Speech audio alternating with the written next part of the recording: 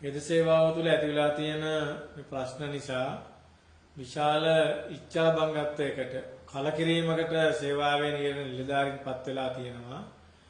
ඒක අවසාන වශයෙන් බලපාන්නේ රෝගීන්ට කියන කාරණේ හරි පැහැදිලි. මේ රෝගීන්ගේ අවශ්‍යතාවය සම්පූර්ණ කරන්නත් සේවාවේ මේ තියෙන ප්‍රශ්න විසඳන එක ආණ්ඩුවේ වගකීමක් විදිහට තියෙනවා. ඒ සෞඛ්‍ය අමාත්‍යවරයාත් සෞඛ්‍ය අමාත්‍යාංශයේ නිලධාරීනුත් ඒ ගැන බරපතල විදිහට කල්පනා කරන්න ඕන. දැන් සෞඛ්‍ය ලේකම්වරයා අගෝස්තු මාසේ 18 වෙනිදා චක්‍රලේඛයක් නිකුත් කරා හිටි ගමන් විදේශ සහ දේශීය නිවාඩු අවලංගු කරලා. ඒක කවුරුවක්වත් එක්ක සාකච්ඡා කරලා ගත තීරණයක් නෙමෙයි. වෘත්ති සමිති ව්‍යාපාරයේ විදියට අපි දන්නේත් නැහැ. සමස්ත සෞඛ්‍ය සේවාවෙම විදේශී නිවාඩු අවලංගු කරා. දේශීය නිවාඩුත් අවලංගු කරා.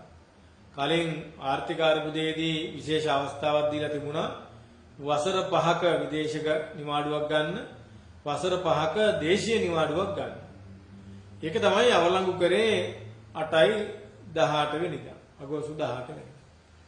ඊට අපි මේක ඇයි මේක කරේ කියලා ඇහුවම ලොකු හැල්ලක් ලියලා එවලා තියෙන වෘත්ති සමිති වලට සේවාව පවත්වාගෙන යන්න බෑ, අමාරුයි, බඳව ගන්නත් බෑ කියලා තීරණයක් අරන් තියෙනවා. ඉතින් මේ தත්ත්වය තුල වෙන කළ හැකි විකල්පයක් නැහැ කියලා. දැන් බඳව ගන්නේ නැහැ කියන තීරණය අරන් තියෙන්නේ අපි නෙමෙයි ඒගොල්ලෝනේ. රට යන දෙන්නේ නැහැ, දේශීය නිවාඩුවක් ගන්න දෙන්නේ නැහැ කියන තීරණය අරන් ගන්නෙත් ඒගොල්ලෝමයි. දැන් සෞඛ්‍ය සේවාවේ මිනිස්සු ගැන මෙයට අදහසක් තියෙනවා. මේගොල්ලෝ සතුටු කරන්නේ කොහොමද?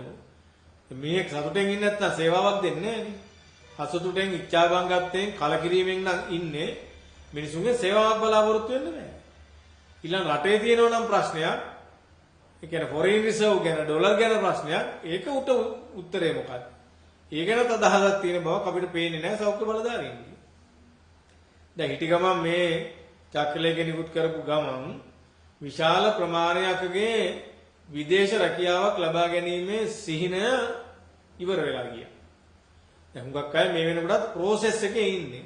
විදේශ රැකියාව ඉල්ලුම් කරලා ඊළඟට භාෂාව ඉගෙනගෙන ඉංග්‍රීසි වෙන්න පුළුවන්, ජර්මන් වෙන්න පුළුවන්, එහෙම නැත්නම් ජපන් වෙන්න පුළුවන්. ඒ ඉන්ටර්විව් එකට ගිහිල්ලා ඉන්ටර්විව් පාස් වෙලා සෞඛ්‍ය අමාත්‍යාංශ නිවාඩු ඉල්ලුම් කරලා ඒ ක්‍රියාවලියම ගිහිල්ලා තියෙනවා. දැන් නිවාඩුවක් අනුමත වෙන්න ඕන මෙන්න තියෙන කෙනෙකුට නිවාඩුව දෙන්නේ නැහැ මේ චක්‍රලේඛ නිසා. සමහර අය මුදල් බැඳලා ඒජන්සි වලට. නිකන් යන්න බෑනේ රට.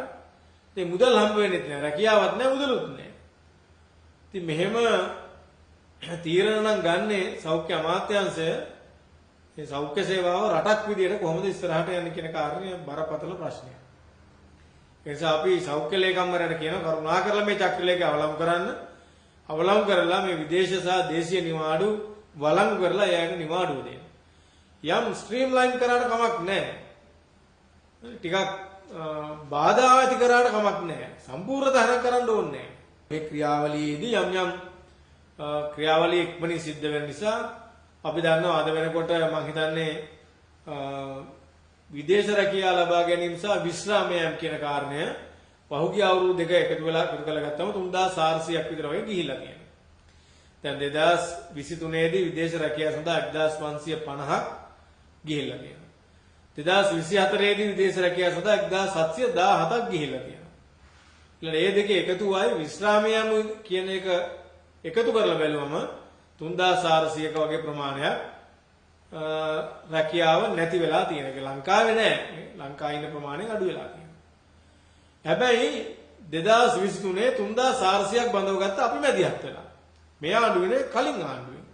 මමයි ඒකට මැදිහත් වෙලා ජනාධිපතිවරයාගේ විශේෂ අනුමැතිය අරගෙන රාජ්‍ය සේවයට බඳව ගන්න නෑ කියන තීන්දුව තියෙද්දි ඒක වෙනස් කරලා 6500ක් බඳව ගන්න අනුමැතියක් ගත්තා. ඒ 6500න් පළවෙනි 3423 ගත්තා. 23 අගෝස්තු වල ඊළඟට 24 ඉතුරු 3100 ගත්තා. දැන් ඒ පුහුණු වෙනවා. ඊළඟට 3000කට ආසන්න සංඛ්‍යාවක් දැන් මාස දෙකමාරකට කලින් පිට වුණා. දැන් ඒ අයට රැකියාව දීලා තියෙනවා සෞඛ්‍ය අමාත්‍යාංශය. එතකොට මේ දැන් අපේ ආර්ථික වශයෙන් යම් අර්බුදයක් තියෙනවා කියලා ආණ්ඩුව කියනවා. අපිටත් පේනවා එහෙම එකක් තියෙනවා. ජීවන වියදම වැඩි, ආර්ථික අර්බුදයේ මුළුමනින්ම අවසන් නැ ප්‍රශ්නයක් තියෙනවා. රට තුල තමන්ගේ අවශ්‍යතා ඉෂ්ට කර ගන්න පුළුවන්. තමන්ගේ දරුපවුලේ අවශ්‍යතා ඉෂ්ට කර ගන්න පුළුවන්. තමන්ට හොඳ තත්වයකින් ජීවත් වෙන්න පුළුවන් කියන කාරණේ පිළිබඳව සැකයක් තමයි වෘත්තිකයන්ගේ තියෙන්නේ. ඉතින් ඒගොල්ලෝ රට යන්න බලනවා. එතකොට ඒකට අවස්ථාවක් දෙන්න ඕනේ. ඒක අවස්ථාව අහිමි කරනවා මේ රට ඇතුලේ අවස්ථාව දෙන්න ඕන. අවස්ථාව දෙන්න බෑනේ. ඒ යන්න දෙන්න ඕන. ඒ නිසා තමයි 2023 ජක්ලේ ගහුවේ යන්න කියන්නේ. ඊළඟට ඒකේ සීමාව ඉක්මවා යනවනම් යම් යම් බාධා කිරීම කරන්න පුළුවන්. එකපාරට නවත්තන්න නැතුව. අනිත් එක දැන් අපි විදේශ රටවල් වලට යවනවා. යවන්නේ වැඩිපුර හවුස් මේට්ස්ලා. ගෘහ සේවාවට. වැඩිපුර රුපියල් 1,35,000, 1,40,000, 1,50,000. දැන් නර්ස් කෙනෙක් යවුවොත් ඒ මිඩල් ඊස්ට් වලට මැද පෙරදිගටම 5,00,000න් තමයි පඩිය පටන් ගන්න.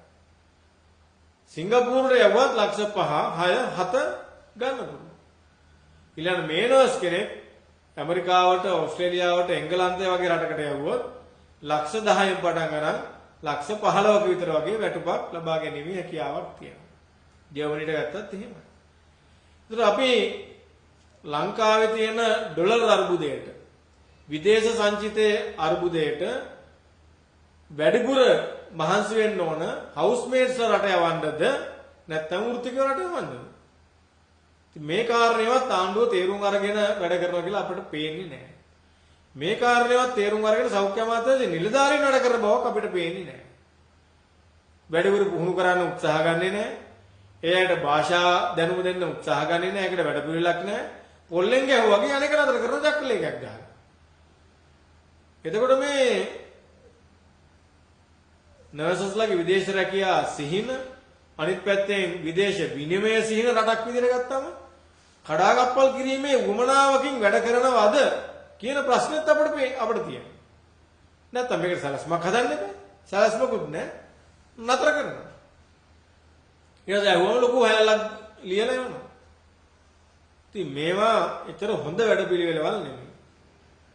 ඒක නිසා දැන් ඒජන්සි වල සල්ලි බැඳලා සූදානම් වෙලා විභාග පාස් වෙලා මේ ලැන්ග්වේජ් කෝසස් කරලා යන්න ඕන වෙන්න ඉන්න අයත් හාන්සි වෙලා තියෙන මේ තීරණේ ඉන්න. ඉතින් අපි සෞඛ්‍ය ලේකම්වරයාට කියනවා කරුණාකරලා මොලේ පාවිච්චි කරලා මේ තීරණ ගන්න. වෘත්තිකයන්ට අදාළ තීරණයක් ගන්නවා නම් වෘත්ති සමිතියක කැඳවලා ගන්න. මේක කාගේවත් බූදලයක් නෙමෙයි මේ සෞඛ්‍ය සේවාව කියන්නේ. මේ බූදලේ අයිතිකාරයා සාමාන්‍ය ජනතාව රටේ. ඒ තමයි බදු මුදල් ගෙවන්නේ මේ සේවාවන් පවත්වාගෙන යන්නේ. සෞඛ්‍ය අමාත්‍යාංශය පවත්වාගෙන යන බදු මුදල් ගෙවන්නේ මේ රටේ ජනතාව. අවසානයේදී මේ தත්ත්වය තුල හෙද සේවාවත් අමාරු වෙట్లా රටේ මිනිස්සුත් අමාරුවේ වැටෙනවා. දැන් අනිත් පැත්තෙන් බඳව ගැනීම කරන්න බෑ. කට්ටිය මදි කියලා තමයි මේ නිවාඩු පොල්ලෙන් ගහනවා වගේ නතර කරන්නේ. හැබැයි උපාධිය ගත්ත හෙද උපාධිය ගත්ත වසර 4ක රටේ ධනෙ ඒ වෙනුවෙන් වියදම් කරලා තියෙන 800ක් විතර ඉන්නවා එළියේ රැකියාව එන්න බලාපොරොත්තු වෙන්නේ. ඒ රැකියාව ඉල්ලගෙන සෞඛ්‍ය අමාත්‍යාංශ ඉස්සරහට පෙළපාලියෙන් එනවා. ටිකටින් කරනවා. ඉතිහාසයේ කවදාවත් එහෙම වෙලා නැහැ. පුහුණුව අවසන් වුණාම බඳව ගන්නවා. මොකද හෙද නිලධාරීන් හිඟයි. හැබැයි දැන් ඒගොල්ලෝ පෙළපාලිය යනවා, පිකට් කරනවා. ඊට පස්සේ පොලිසියෙන් ගහලා අත්අඩංගුවට ගන්නවා. මේක තමයි ක්‍රමය. හැබැයි මෙහින් කියනවා හිඟයි කියලා. ඉතින් හිඟරන් දෙන්නේ අර 800 ගන්නනේ තියෙන හැරෙන තැපෑලි. දවස් 7කින් බඳව ගන්න පුළුවන් නේ. ඒක කරන්නේ නැහැ. දැන් තමයි මේ දරුවෝ ගන්න දැන් සමහර අය වසර 3ක් විතර පිට වෙලා විශ්වවිද්‍යාලවල. සමහර අය වසරකට වැඩි. දැන් තමයි එයාගේ ආයුධම්පත් කැඳවන්න කටයුතු කරන්නේ. ඒ ළමයි එළියට බහැලා 3 පාරක් විතර අත්අඩංගුවටපත් වෙලා 2 පාරක් සෞඛ්‍ය අමාත්‍යාංශය ඉස්සර ඇවිල්ලා අට්ටාල ගහගෙන ඉඳලා 2 පාරක් විතර අපි කෑ ගහන ඒ සේරම කරන් පස්සේ තමයි දැන් ආයුධම්පත් කැඳවන්නේ. ඊළඟට අර 3000කට පත්වීම් දුන්නා දැන් මාස 2කමාරකට 3කට කලින් ඒ අයගේ පළවෙනි වර සමත් නොවුණු 300 කණ්ඩායමක් හිටියා. එයාගේ විභාග තියලා එයාගේ ප්‍රතිඵල නිකුත් කරේ අප්‍රේල් මාසේ 30 වෙනිදා. ඒ නිකුත් කරලා දැන් මාස 4ක් වෙනවා. එයා තාම බදව ගත්තේ නැහැ. දැන් මේකට අගමැති කමිටුවක් කියලා එකක් දාගෙන ඉන්නවා. ඒ අගමැති කමිටුවක් ඕනේ නැහැ නේ ආර්ථික අර්බුදය අවසන්නේ. ඒ ආර්ථික අර්බුදය අවසන් හින්දානේ ආණ්ඩුව කියන්නේ ට්‍රිලියන 3ක ආදායමක් තියෙනවා කියලා දැන් රටේ. රුපියල් ගත්තාම ඩොලර් නම් බිලියන 6ක් කොහොමද තියෙනවනේ. එතකොට ට්‍රිලියන 3ක ආදායමක් තියෙනවා නම් මේ දරුවෝ 300 ඇතුළට ගන්න මොකක්ද තියෙන ප්‍රශ්නේ? මාස 4ක් අනුමැතිය දුන්නේ. අගමැති කමිටු දාගෙන. බොහොම අමාරුවෙන් දැන් ඒ කමිටුවෙන් ගිය සතියේ බ්‍රහස්පතින්දා අපිත් මැදිහත් වෙලා අනුමැතිය ගත්තා. දැන් ඒක මේ සතියේ කැබිනට් එකට යන්න ඕන. කැබිනට් එකත් අනුමත කරාන් පස්සේ තමයි කැබිනට් තීරණය සෞඛ්‍ය අමාත්‍යාංශය දැනුම් දුන්නම ඒ බඳවා ගැනීම වලට අදාළ කටයුතු කරන්න පුළුවන්. ඉතින් මේක විශාල ප්‍රමාදයක්. දැනටත් මාස 4ක් ප්‍රමාදයි. තවත් සති දෙකක්වත් මාසයක්වත් යයි. ඉතින් මේ ළමයි ඉගෙනගෙන විභාග පාස් වෙලා අවුරුදු 3ක් ඩිප්ලෝමා එකක් කරලා එළියට වෙලා ගෙදරට වෙලා ඉන්නවා. මේක ගහනවා හිඟයි කියන නිවාඩු කපනවා කියන්නේ. ඉතින් මේ ප්‍රතිපත්තිය අපිට පැහැදිලි නෑ. මේ ප්‍රතිපත්තිය සෞඛ්‍ය සේවාව වෙනුවෙන්ද මේ ප්‍රතිපත්තිය රට වෙනුවෙන්ද කියන කාරණයක් පැහැදිලි නෑ.